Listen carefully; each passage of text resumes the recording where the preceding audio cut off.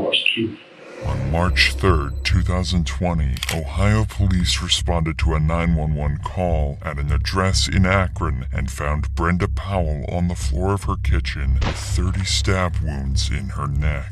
Her daughter, Sydney, was in the house at the time and told police this was a home invasion turned brutal murder. But even though Sydney was injured as well, there were still questions left unanswered. Things weren't adding up for the cops. Brenda was on the phone with one of Sydney's college professors at the time she was attacked, and during that call, she suddenly started screaming before the phone went dead. When he called back, the voice on the other end of the phone claimed to be Brenda, but the college professor knew this was a lie and suspected Sydney was pretending to be her mother. Fearing the worst, he called 911 and the first responders arrived in no time.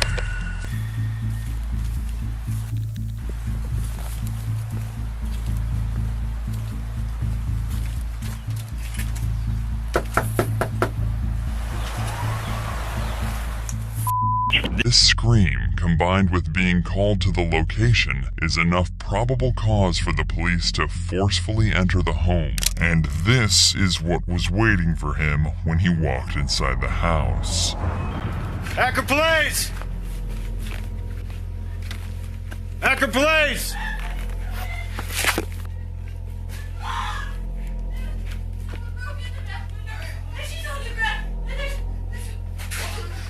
Where's your mom at? Okay, stay right here. No, there's so much blood. No, please! Man! She's recording now! No!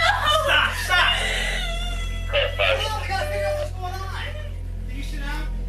R9, get that 32 rolling here quick. We got a female down, blood all over the place. Sergeant Smart, you guys got a crime scene. Take her outside. You got it. There's blood all over. I don't even know if she's breathing. Secure the scene. She looks like a 22. She looks like she's been down for a while. There's blood all over the place. There's a knife by her head and stuff like that, and there's a huge pool of blood. No, I think she just walked in on it. There's a broken window in the back, so if you can just put up some crime scene tape. As soon as AFD gets here, they're going to pronounce her, I'm sure. It turns out Brenda hasn't just been stabbed. She's also been hit over the head with an iron skillet, and her injuries are so devastating that her life hangs in the balance. Stop! What is your name? Sydney? Are you cut? I don't think so. Yeah, you're cut somewhere. I don't think so. Yeah, your hand. No, I was helping her. I grabbed her. All right, stop. I grabbed the knife. Yeah. What's going on? I don't know. We just got I'm the dad. Okay, Sydney. what's... I don't know. Okay. I don't know. Sydney appears to have been injured as well, is suffering from shock, and struggling to hold herself together. Even the arrival of her father, Steve Powell, doesn't calm Sydney down. Police need to lock down the crime scene and try to figure out exactly what's happened. Okay. She's got minor cuts. Inside the house, there's a broken window and the knife used to stab Brenda. But something isn't quite right, as the broken window had blood dripped on the outside of it, leading police to conclude it could have only been broken after Brenda had been stabbed. However, Sydney claimed that the intruder used the window to enter and was broken before the attack, leading to the first of many inaccuracies in her story. Interesting. Somewhere that's not you. Okay, do we know who, where, which way? That is the younger guy. I'm looking through here and I can see pictures. And there's a whole basement set up for what looks. Yep, hey, sorry, I'll call you right back. Bye. Alright, let me go report that. Yeah, there's got a man. It's probably her brother. Well, I'll see if we can find out who else lives here.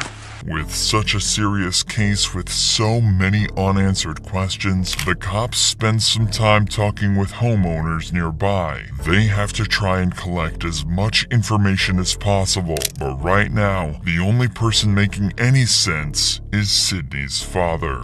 Okay. Do you live here, sir? Yeah. Okay. That's my wife and there's my daughter. How old's your daughter? She'll be 20 in March. She's 19 today. Is she coming out? to? No, not yet, sir. Just can't hang up. Sydney, can you tell me what happened? Huh? Sydney. Sydney. On its way? Yeah, it's coming. From where? Yeah, that's them right there. I can hear them.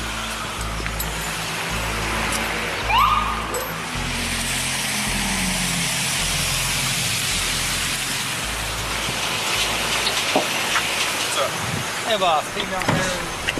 At this point, Sydney is becoming wrapped up in a lie that she's going to struggle to escape from. But instead of owning up, she decided to make out as if college just wasn't working out for her and tried to convince her parents that they could save a lot of money on college bills if she left to pursue other things. What's going on? Are you not going to school? She goes, I'm overwhelmed in school, and I don't really like what I'm doing, and it seems like it's a waste of my time and your money. I said, well, but that's all part of it. Nobody's going to tell you you need to do what you're doing when you're 20. You need to figure it out. But that's not what she told her friends. So when she's talking to you about, the problem she's having at school, did she mention that she tried talking to her parents? Yeah, I know she definitely, especially when she left, she talked to her mom about leaving. They kind of made that decision together to leave him out. Like, she told them that. Lauren's suspicions were proved to be right, and Sydney was lying to her friends. But at the same time, she was also lying to her parents, who knew nothing of her problems at college until they received a phone call from Sydney's professor. So Steve and Brenda began crisis talks to find out exactly what was going on with their daughter. Failing grades aren't the end of the world, and any parent would support their child through such difficult times. But it seems she thought her parents would be mad and couldn't bring herself to tell them she'd been asked to leave the college. Detectives suspect Sydney snapped when Brenda was on the phone to her college professor and tried to cover up her lies by silencing her mother forever. The issue is, again, Sydney is claiming that she doesn't remember a thing, but it seems that she made some crucial and careless mistakes that let the detectives pick up the pieces. Sydney grabbed an iron skillet and beat her mother into submission before plunging a steak knife into her neck over 30 times. She then impersonated her mother on the phone and staged a break-in to try and cover her tracks. Sydney was arrested and charged for the murder of Brenda Powell. She claimed insanity at first, saying she had almost no memory of what happened, including hitting Brenda with the cast iron skillet and fatally stabbing her. The jury didn't believe Sydney, and she was found guilty on 2 counts of murder, 1 count of felonious assault, and 1 count of tampering with evidence. Sydney Powell was sentenced to life in prison with a chance of parole after 15 years.